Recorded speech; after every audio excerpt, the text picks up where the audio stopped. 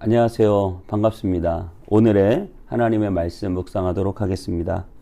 요한복음 6장 5절부터 13절까지 제가 봉독해 드리겠습니다.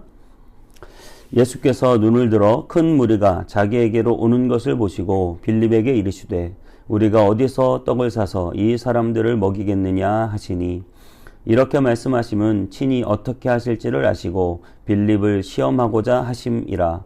빌립이 대답하되 각 사람으로 조금씩 받게 할지라도 200데나리온의 떡이 부족하리이다. 제자 중 하나 곧 시몬 베드로의 형제 안드레가 예수께 여짜오되 여기 한 아이가 있어 보리떡 5개와 물고기 2마리를 가지고 있나이다. 그러나 이것이 이 많은 사람에게 얼마나 되겠사옵나이까? 예수께서 이르시되 이 사람들로 앉게 하라 하시니 그곳에 잔디가 많은지라 사람들이 앉으니 수가 5,000명쯤 되더라. 예수께서 떡을 가져 축사하신 후에 앉아 있는 자들에게 나눠주시고 물고기도 그렇게 그들의 원대로 주시니라. 그들이 배부른 후에 예수께서 제자들에게 이르시되 남은 조각을 거두고 버리는 것이 없게 하라 하시므로 이에 거두니 보리떡 5개로 먹고 남은 조각이 12바구니에 찼더라. 아멘. 오늘은 우리가 성경에서 잘 알려진 오병이어 사건에 대해서 읽어보았습니다. 오병이어 사건은 참 믿지 못할 사람들에게는 정말 믿지 못할 사건입니다.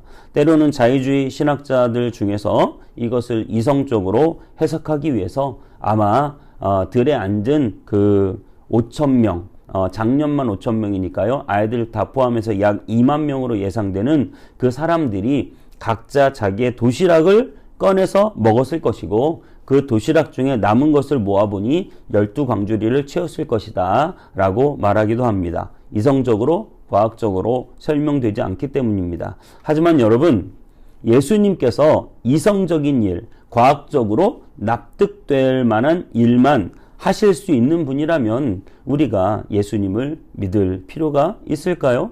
나나 예수님이나 똑같지 않겠습니까? 여러분, 충분히 할 수 있는 일만 하실 수 있는 분이다 라고 하면 우리가 왜 예수님을 믿겠습니까? 여러분, 예수님은 온 땅의 창조자가 되십니다.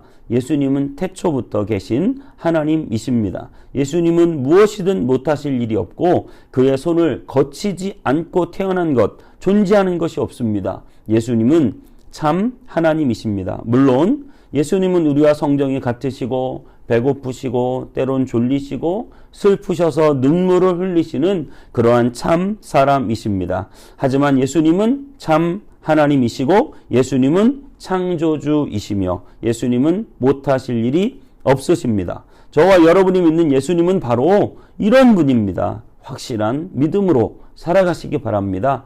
여러분이 할 수 있는 것을 예수님께 부탁하는 것을 멈추시고 예수님께서 할 수 있는 일을 여러분 부탁하셔야 됩니다. 빈들에서는 아까도 말씀드렸지만 어른만 5,000명이니까 2만 명이 배가 고파 굶주려 있었습니다. 하루 종일 아무것도 못 먹은 것 같습니다. 그런데 예수님은 그들의 배고픔에 연민을 느끼시고 사람들이 저렇게 배가 고파하는데 그냥 보낼 수가 없겠다라고 하시면서 또한 이 모든 상황을 통해서 제자들에게 교훈을 주시기를 원하셨습니다. 예수님은 그 예수님의 놀라운 능력을 보여주시고 제자들이 믿음으로 세워지기를 원하셨습니다. 주님은 2만 명에게 먹을 것을 다 주라고 하십니다. 너희가 먹을 것을 주라고 하십니다. 벌써 스케일이 다릅니다. 하나님을 기대한다는 것은 어떤 것일까요? 하나님께서 하실 일을 기대한다는 것은 어떤 것일까요? 우리가 땅의 생각, 육체의 생각, 또 내 능력의 생각을 버리고 하나님이 하실 일, 하나님이 도우시면 가능할 일, 정말 기적 같은 일을 생각해야 하지 않을까요? 내가 내 손으로 하는 일, 그 정도를 하나님께 기대한다고 한다면 정말 하나님이 필요한 이유가 무엇일까 생각하게 됩니다. 저 초등학교 6학년 때 우리 선생님이 해주신 말씀이 아직도 기억에 남습니다. 초등학교 6학년을 마무리하며 이제 중학교로 올라가는 그런 졸업 시즌에 선생님이 마지막 시간에 그런 말씀을 하셨습니다. 여러분들이 호랑이를 그리려다가 고양이가 된 것과 또 고양이를 작게 그린 것 중 어느 것을 택하겠느냐라고 하시면서 기왕이면 호랑이를 크게 그리라고 말씀하셨습니다. 이해가 되시죠? 여러분, 호랑이의 해라고 합니다. 올해 여러분, 고양이를 그리는데 만족하지 마시고 기왕이면 호랑이를 그리시기 바랍니다. 그래야 호랑이 어디 중간에라도 갈 것입니다. 하나님을 믿는다고 하면서 늘 내가 할 수 있는 사이즈로 인생을 그리지 마시고 하나님께서 내 인생을 도우시면 이렇게 되겠다라는 사이즈로 저와 여러분의 인생을 그려 나가시길 바랍니다. 일론 머스크라는 사람이 있습니다. 테슬라의 대표죠. 참 대단한 꿈을 가진 사람입니다. 화성에 사람들을 이주해서 살게 하겠다라는 말로 굉장히 유명합니다. 그리고 한때는 내가 이 지하를 다 파서 정말 빠른 교통을 실현하는 하이퍼루프를 연결하겠다는 말도 하고 그것을 실험하기도 했습니다. 그리고 인공위성을 회사에서 자체 개발해서 띄우기도 했는데요. 그 인공위성을 띄워가지고 지구 주위의 인공위성 전체를 다 띄워서 전 세계의 모바일 인터넷을 본인의 회사에서 인공위성을 통해서 다 공급하겠다라는 꿈도 가졌다고 합니다. 여러분, 이런 어찌 보면 허무맹랑한 꿈은 그가 처음에 전기자동차를 만들겠다는 데서부터 시작됐습니다. 세계에 전기자동차가 별로 없을 때 그는 그 전기자동차를 만들어 세계 1등이 되겠다고 했고, 정말 대단한 것은 지금 이 일론 머스크 회사의 그 테슬라라는 회사죠. 일론 머스크가 만든 테슬라라는 회사의 시가총액이 어느 정도인 줄 아십니까? 전 세계 자동차 회사, 아니 미국의 자동차 회사도 굉장히 많잖아요. 그 미국 전체 자동차 회사의 시가총액을 뛰어넘은 것은 한참 됐고요.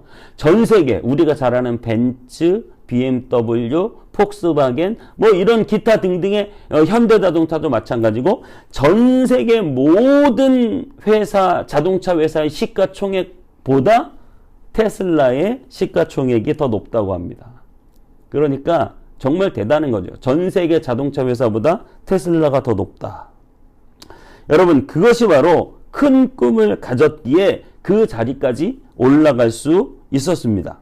예수님은 2만 명을 너희가 다 먹이라고 하는 큰 사명을 주십니다. 너희가 먹이라는 말에 여러분 어떨 것 같으세요? 야, 말이 되느냐? 어떻게 우리가 먹일 수 있느냐? 보통 그럴 것입니다. 하지만 정말 우리가 예수님을 믿는다면 그 말에 흥분이 돼야 됩니다. 정말 나는 부족하고 약하지만 예수님이 이렇게 말씀하시니 우리가 예수님이 하실 수 있는 일을 꿈꾸고 도전해야 된다라고 하는 사실입니다. 여러분의 가정 속에, 여러분의 사업장에, 여러분의 자녀들 가운데 하나님께서 하실 놀라운 꿈을 꾸시기 바랍니다. 너희가 먹을 것을 주어라 라고 말씀하시는 하나님의 음성 앞에 순종하고 조전하고 나아가실 때 하나님이 도와주실 줄 믿습니다. 그리고 무엇보다 우리의 생각을 바꿔야 합니다. 요한복음 6장 6절에서 7절을 읽어드리겠습니다. 이렇게 말씀하심은 친히 어떻게 하실지를 아시고 빌립을 시험하고자 하심이라. 빌립이 대답하되 각 사람에게 조금씩 받게 할지라도 200데나리온의 떡이 부족하리이다. 제일 똑똑해 보이는 빌립에게 물어보셨습니다. 이들이 다 먹이려면 어떻게 해야 되지? 그랬더니 빌립은 똑똑한 머리로 바로 계산합니다. 200데나리온이 필요합니다. 우리는 하나님께서 주신 사명에 내 똑똑한 머리로 계산을 합니다. 그런데 계산을 하면 그 사명을 이룰 수 있는 그런 일을 찾는 것이 아니라 오히려 핑계거리를 찾습니다. 포기할 명분을 찾습니다. 그 명분을 그럴싸하게 만들어냅니다. 왜냐하면 우리는 너무 똑똑하기 때문이에요. 우리의 똑똑한 머리, 그 머리 때문에 하나님의 능력을 믿지 못한다면 여러분 어떻게 해야 되겠습니까? 인간의 계산으로 할 수 있는 일이 여러분 얼마나 있겠습니까? 내가 할 수 있는 일이 별로 없기 때문에 우리의 계산으로 할 수 있는 일은 별로 없어 보이고 끊임없이 핑계만 늘어가는 것입니다. 빈들이라는 핑계가 돌아왔습니다. 해가 저물었다는 핑계가 돌아왔습니다. 지금 먹일 것이 없다고 하는 핑계가 돌아왔습니다. 그리고 제일 이성적인 방법을 동원해서 무리를 보내서 먹을 것을 먹고 다시 모이게 하시죠 라는 말이 돌아왔습니다.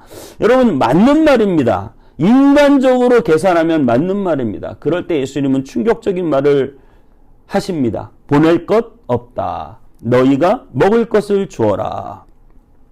주님이 명령하실 때는 주시려고 하는 것입니다. 주님이 불가능한 일을 시도하려고 하시는 것은 우리에게 믿음을 가지고 우리가 나아갈 때 주님이 도와주시겠다고 하는 것입니다. 입을 넓게 열라 그러면 내가 채우리라 말씀하신 주님께서 너희가 먹을 것을 주라. 그 뒤에는 이런 말이 붙어 있는 것입니다. 내가 도와주겠다. 어제 어떤 한 분이 저희 교회를 찾으셨는데요. 저희 교회 잠옷실을 보시더니 저희가 장판이 좀 이렇게 대충 바닥에 깔려 있어서 별로 보기가 안 좋았던 것 같습니다. 그것을 보시더니 목사님 이거 장판 가게 맡기셔서 이쁘게 이렇게 재가지고 만드셨으면 좋겠어요. 라고 하면서 그 뒤에 한마디를 더 붙이셨어요. 그 비용은 제가 드리겠습니다. 왜 굳이 잠옷실에 장판을 하라고 그분이 말씀하셨을까요? 그 뒤에는 그분의 생각이 있는 것입니다. 그 뒤는 제가 책임지겠습니다. 왜 주님이 이 시기에 굳이 개척을 하라고 하셨을까요? 그 뒤는 내가 책임지겠다라고 하는 것입니다. 주님이 여러분에게 사명을 주셨습니다. 왜 굳이 그런 사명을 주셨을까요? 그 뒤는 내가 책임지겠다라고 하는 것입니다. 주님이 광야로 이스라엘 백성들을 보내셨습니다. 그들을 그냥 광야에서 죽게 하신 것이 아닙니다. 광야로 보내신 주님이 그 뒤를 책임져 주십니다. 그들의 옷이 신발이 해지지 않고 먹을 것이 떨어지지 않았습니다. 예수님께서는 제자들을 풍랑이는 바다에 배를 띄우라고 하신 적이 있습니다. 왜 풍랑이는 바다에 굳이 배를 띄우라고 하셨을까요? 주님이 그 풍랑을 뚫고 가셔서 제자들을 건지시기 위해서입니다. 주님은 풍랑 속에 그 뱃속에 주무시는 것 같지만 주님은 일어나셔서 풍랑을 잠잠케도 하셨습니다. 여러분, 주님이 배를 띄우라고 하시면 그 이유가 있는 것입니다. 풍랑 속에서라도 잠잠케 하시는, 풍랑을 잠잠케 하시는 주님의 능력을 기대하시기 바랍니다. 이제 우리 생각을 바꿔야 됩니다. 내 계산기를 내려놓아야 됩니다. 내가 생각했던 것들, 내 환경들, 하나님의 말씀만 바라보아야 합니다. 하나님께서 하실 일들을 기대해야 됩니다. 내가 할 수 있는 것이 아니라 하나님께서 할 수 있는 일을 기대하십시오. 여러분 한번 생각해 보세요. 한번 따져 보세요. 여러분이 계산해서 여러분의 인생을 지금껏 살아왔습니다. 얼마나 우리의 계산이 치밀하고 성공적으로 진행되었나요? 여러분이 아무리 계산해도 여러분의 인생이 제대로 성공하지 않았다는 것을 인정하실 것입니다. 이제 내 계산기를 내려놓고 하나님의 계산기로 계산해야 됩니다. 하나님이 하실 일을 기대해야 됩니다. 하나님은 무엇이든 하실 수 있습니다. 자꾸 내 능력을 보면서 하나님을 제한하지 마십시오. 그리고 하나님이 하실 수 있는 만큼 큰 꿈과 비전을 가지고 하나님께서 하실 일을 기대하십시오. 내가 할 수 있는 계산이 아니라 하나님이 할 수 있는 일을 계산하십시오. 그러면 하나님께서 12광줄이 가득 채워 남겨주시듯 저와 여러분의 삶 가운데 가득 채워주실 줄 믿습니다. 내가 할 수 있는 만큼만 생각하며 사는 것은 믿음이 아닙니다. 하나님께서 하실 수 있는 만큼 기대하고 기도하며 생각하며 사는 것이 믿음입니다. 하나님을 기대합시다. 기도하겠습니다.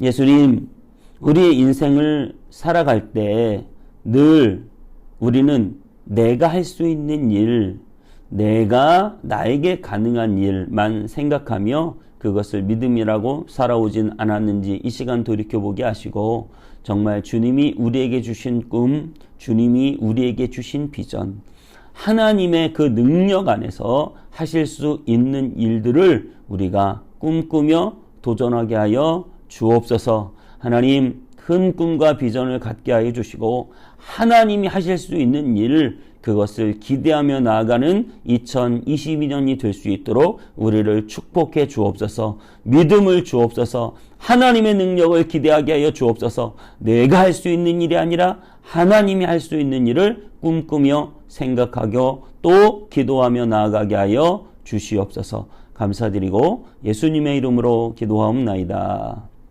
아멘.